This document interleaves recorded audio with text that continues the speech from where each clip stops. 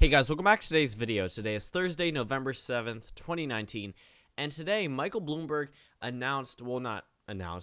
is preparing to enter the 2020 presidential race. So pretty much this is the first major announcement that we've seen following a lot of other candidates dropping out. We've seen a number of announcements a couple months ago, but it seemed to pretty much let up. We pretty much thought we were done with seeing announcements and entering candidates into this race, considering that a lot of the deadlines have passed for early voting states. So it wouldn't necessarily be too easy for candidates like, in this case, Michael Bloomberg to run for president of the United States. Now, this is especially interesting considering that he has a lot of money behind his name. He's worth over $50 billion, which means that funding will not necessarily be a problem for him. It will be in terms of getting on that debate stage, but we're probably not going to see him run out of campaign funds anytime soon, especially since he just recently announced. Now, who is Michael Bloomberg? He served as the mayor of New York City for 3 terms, and he's been pretty active in the political atmosphere. He endorsed Hillary Clinton back in 2016, and he was pretty, a lot like a commentator. He discussed Donald Trump's chances in 2020 and said that he will likely win again right after 2016, after a lot of Democrats had said never again, things like that. But if we take a look at him personally, pretty much he has had a lot of speculation about running for elections. 2012, we saw. 2016, we saw. And a lot of people actually speculated him to run as a possible independent. Now, this is not going to end up being true. He has been a registered Democrat for quite a while now, and it looks like he will be entering and putting his name down for the Alabama Democratic primary. So don't be confused there. He's not running for Alabama Senate. I saw a couple of people, misinterpret the headline.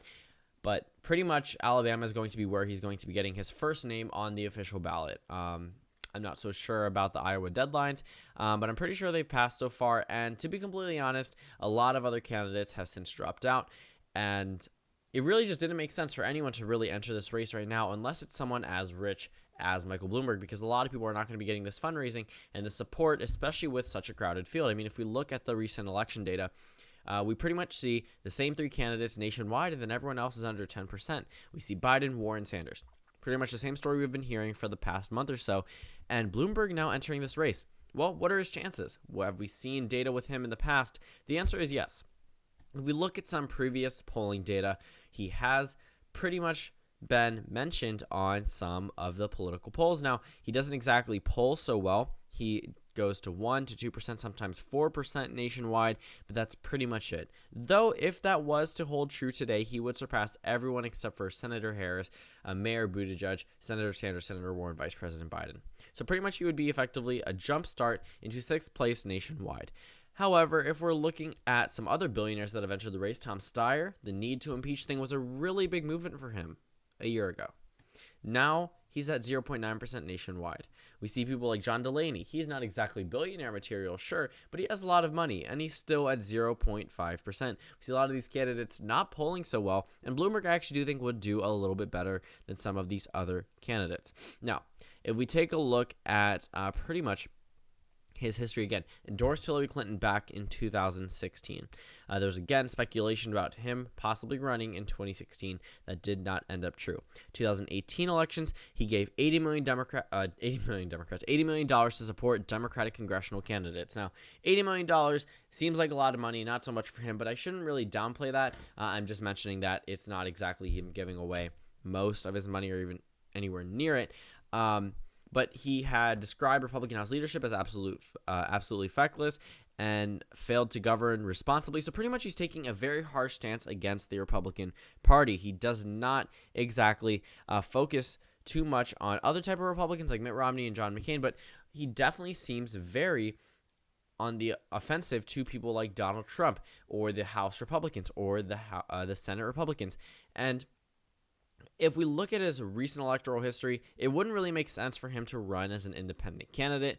To be completely honest, he wouldn't really have a chance, and he probably knows that. A lot of these richer candidates know that they won't really have a chance, and that the only thing that they could actually do with an independent candidacy is push a particular issue. But Michael Bloomberg is a firm believer in defeating Donald Trump. If you looked at any of the times he's gone on CNN or any other news network, pretty much his main message about Donald Trump is that he needs to be defeated. That is a very center point message for a lot of Democrats, but a lot of them are willing to sacrifice a little bit of leeway by, let's say, nominating someone that supports more of their ideals. For example, let's say Elizabeth Warren. I'm not going to say Elizabeth Warren is going to win by the largest margin in 2020 out of all the candidates, because that's probably not true, and there's absolutely no data that backs that opinion up.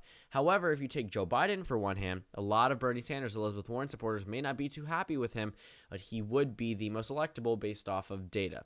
Purely. I'm not going to put my opinion into that. But based off of election data, pre-election data, Joe Biden is the most electable candidate. But Michael Bloomberg really wants to focus on defeating Donald Trump. Now, I don't really see Michael Bloomberg impacting too many of these candidates. If he was to take away from any candidates, you could possibly see maybe a little bit wavering from the Biden-Warren bunch, pretty much the top end of the party, but we probably won't see too much moving over to him unless he's able to get some critical ads.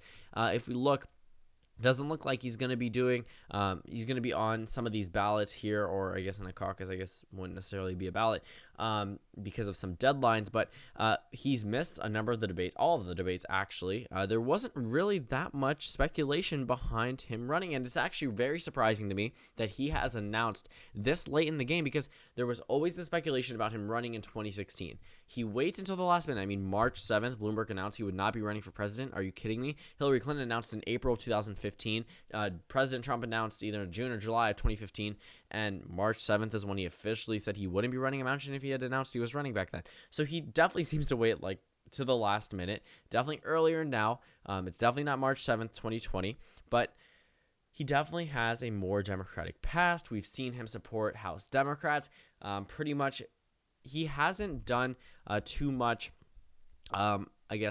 running for political office. New York City mayor was pretty much the only time he actually had a full-on political role. Though he is very active in politics per se, he tends to stay out of public office. And New York City, we already know, is a very, very, very Democratic area.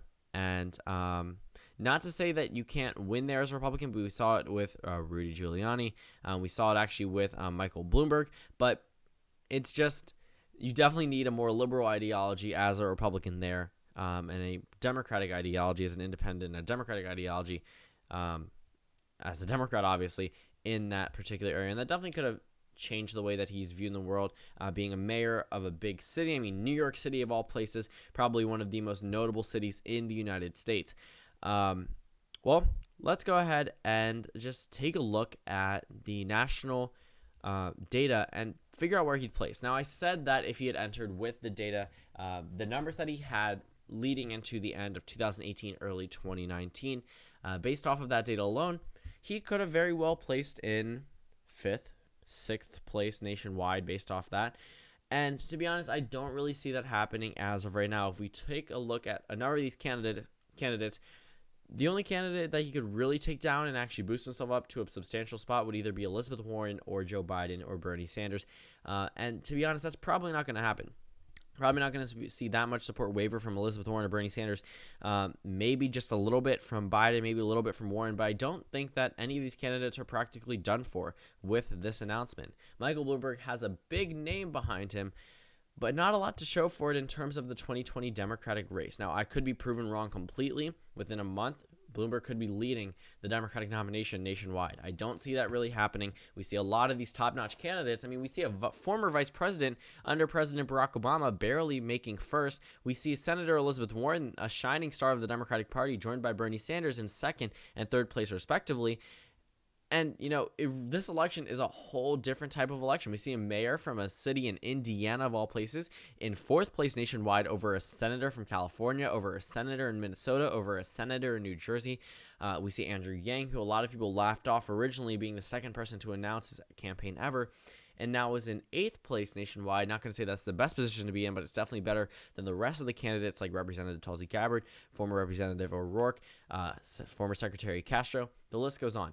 And Michael Bloomberg, I could see a lot of enthusiasm behind him originally, in terms, not too much, probably 2-3%, but it definitely would die down the same way it did with Tom Steyer. The name recognition is there. We have a lot of money behind this particular candidate, but it's going to be very hard to go ahead and dominate against these people that have been dominating. We've seen this race string on from early 2019 with Elizabeth Warren's announcement on December 31st up until now. I mean, to be completely honest, it's going to be really hard for him to fit in here, and he probably, number one, won't make the Democratic debates based off of his donation. He'll probably rely solely on personal funding, which is not necessarily a problem because he's still getting the money, except he won't get that national voice. Bloomberg could technically buy his way on there, which is a real possibility. We could see something like that, but it won't be too easy for him to just jump in here and expect a first, second, third, or even fourth place position nationwide. So it will be pretty interesting looking at the way that Bloomberg handles his campaign, handles the scrutiny, handles pretty much the entire Democratic race, because this is the first time he's actually run for president officially. About to be officially. So that pretty much wraps up this video. Thank you guys for watching this video. Comment down suggestions below, and I will see you all tomorrow.